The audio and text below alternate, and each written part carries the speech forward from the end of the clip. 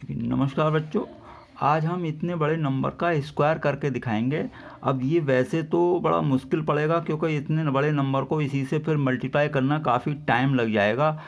तो इसके लिए क्या है, कोई ट्रिक अपनाते हैं। तो ट्रिक समझने के लिए आपको ये लॉजिक कुछ लगाना पड़ेगा, यानी कि छोटे नंबर का स्क्वायर करके देख लेते हैं, फिर हमेशा के लिए आपको याद हो जाएगा। फिर 2 सेकंड क्या 1 सेकंड ही लगेगा। देख लीजिए, ये है 9 का स्क्वायर क्या हुआ 81।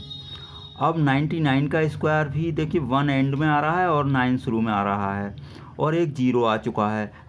अब हमने 999 लिया, उसका वर्क किया तो 1 तो फिर भी एंड में है और ये 2 9 है, यानी कि 3 बार 9 है तो 2 बार 9 आया है और 2 बार ही 0 आया है और 1 और 8 एक एक बार आए हैं। इसमें देखिए 2 बार 9 है तो एक बार 9 है, मतलब 2 है तो एक कम कर दें तो 2 बार का एक बार 9 आया है और एक बार 1, तो हमेशा एक ही है। इसमें भी एक है, 0 एक बार है। अब कैसे 3-4 बार वाला देखते हैं इसका स्क्वायर करके कैलकुलेटर से।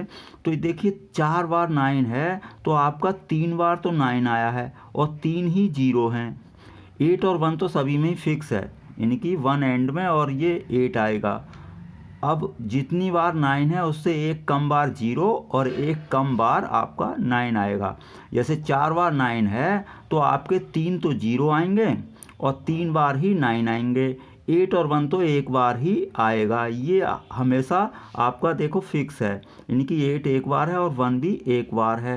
0 की संख्या और 9 की संख्या में चेंज आ रहा है। जितने 9 हैं उससे एक कम बार 9 है और 0 है। तो देखिए यहाँ पर करते हैं, कितना है यहाँ पर 8 9 लिखे हैं मैंने 8 टाइम, तो आपको पता चल गया होगा 1 तो मुझे एंड में लिखना ही है तो 1 लिख लिया एंड में। अब 8 बार अगर 9 है आपके तो 0 कितनी बार लिखेंगे आप 7 टाइम। तो यहाँ पर मैंने 7 टाइम 0 लिख लिए, 1 2 3 4 5 6 और ये 7, यानी कि 7 टाइम आपने 0 लिख लिए।